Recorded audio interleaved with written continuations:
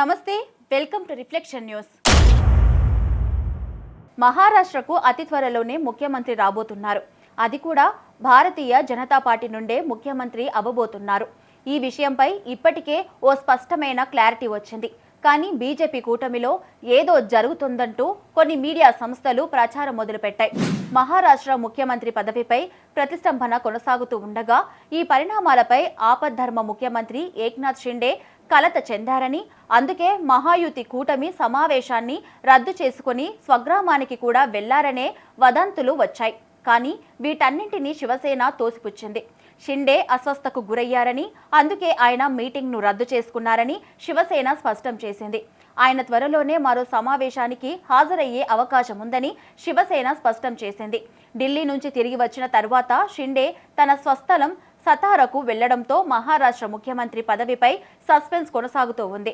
ఏక్నాథ్ షిండే మనస్తాపం చెంది సొంత ఊరుకు వెళ్లారని చెప్పడం సరికాదని, ఆయన బాధపడే వ్యక్తి కాదని, మహారాష్ట్ర సంక్షేమం, అభివృద్ధి కోసం పోరాడుతున్నారన్నారు మాజీ మంత్రి ఉదయ్ సమ్మంత్. ఆయన తిరిగి రాగానే చర్చల్లో పాల్గొంటారన్నారు. ఏక్నాథ్ షిండే చెప్పినట్లుగా త్వరలోనే మహారాష్ట్ర మంత్రివర్గం ఖరారు అవుతుందని సమ్మంత్ తెలిపారు. బీజేపీ, శివసేన, ఎన్సీపీ కూటమి మహారాష్ట్ర అసెంబ్లీ ఎన్నికల్లో 288 స్థానాలకు గాను 233 స్థానాలను కైవసం చేసుకుంది. బీజేపీ రికార్డు స్థాయిలో 132 సీట్లతో అతిపెద్ద పార్టీగా అవతరించింది. శివసేనకు 57, ఎన్సీపీకి 41 స్థానాలు దక్కాయి. అయితే ఫలితాలు వెలువడి వారం రోజులు గడుస్తున్నా కూడా ముఖ్యమంత్రి ఎవరనే విషయంలో కూటమి ఇంకా ఏ నిర్ణయం తీసుకోలేదు.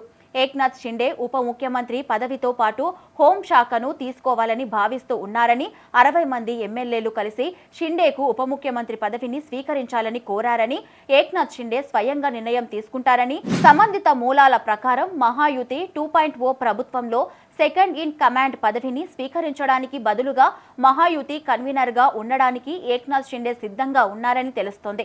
ముఖ్యమంత్రిగా దేవేంద్ర ఫడ్నవీస్ ఉండాలని బీజేపీ పట్టుబట్టింది. ప్రభుత్వ ఏర్పాటుకు తాను అడ్డుగా ఉండాడని, ముఖ్యమంత్రి పదవికి సంబంధించి ప్రధాని నరేంద్ర మోదీ, కేంద్ర హోంమంత్రి అమిత్ షా నిర్ణయాలకు కట్టుబడి ఉంటానని షిండే పలు సందర్భాల్లో చెప్పారు. కాబట్టి ఏక్నాథ్ షిండే అలిగాడంటూ జరుగుతున్న ప్రచారం ఓ వర్గం మీడియా సృష్టి మాత్రమేనని స్పష్టంగా తెలుస్తోంది.